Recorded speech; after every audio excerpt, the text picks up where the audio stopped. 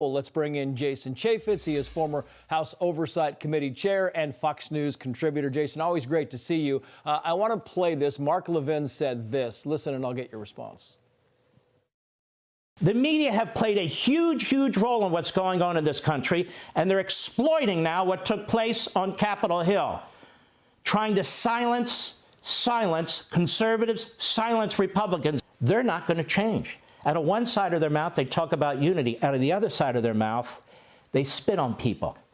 Spit on people, Jason. I mean, it's a pretty harsh term there. You think about over on CNN, Anderson Cooper telling Trump supporters to go back to Olive Garden. I mean, I can't imagine a news anchor at Fox News Channel saying that about a Biden supporter and getting away with it. Your thoughts on all this?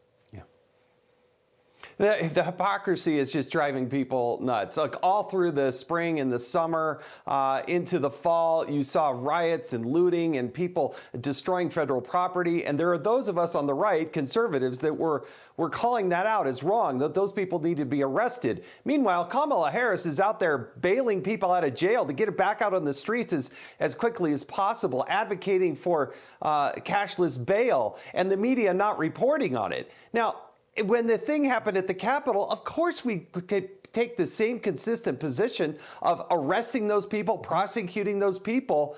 But the media, the hypocrisy is just untenable at this point, and it really is infuriating.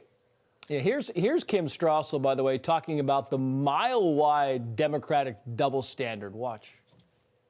One of the things that really caused people to lose a lot of faith in institution was Democrats' behavior in the 2016 election. For them to look astounded or surprised that there are some people out there that doubt the validity of the recent election results, I think is a little bit incredible. What do you make of that, Congressman? Is that a proper summation of what's happening?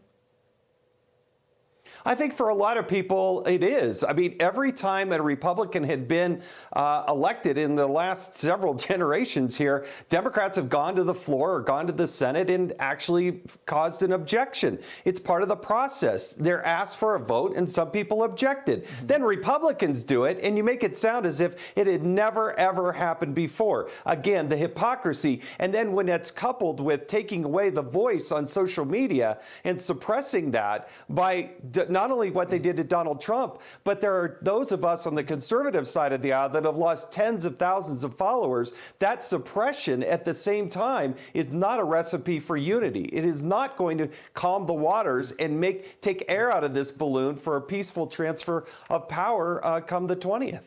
You talk about social media shutting down voices. It really is kind of astonishing where you have, the Ayatollah Khamenei, who is still active on Twitter, and Vladimir Putin and Medvedev. And you look at all these figures and you think, wow, it's just astonishing the stark break that some of these social media companies have had in kind of, in deciding where they're going to come down.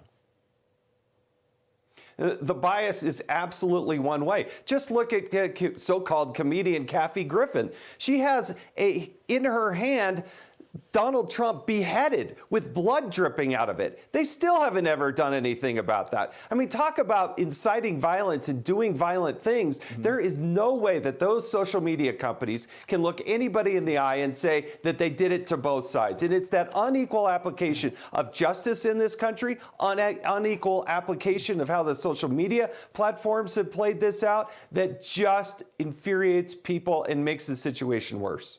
Lastly, I just want to put these headlines up, if I can, just kind of show some of the headline bias. In the New York Times, Trump incites mob. Washington Post, Trump mob storms Capitol. Boston Globe, Trump incited mob attacks the Capitol. Philadelphia Inquirer, incited by Trump, mob halts count. LA Times, finally, Trump incited mob storms U.S. Capitol. About 15 seconds for your final thoughts, Jason.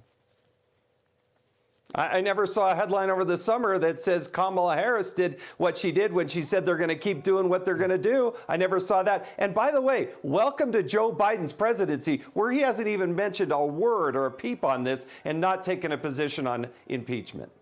Jason Chaffetz, good to see you, sir. Thank you.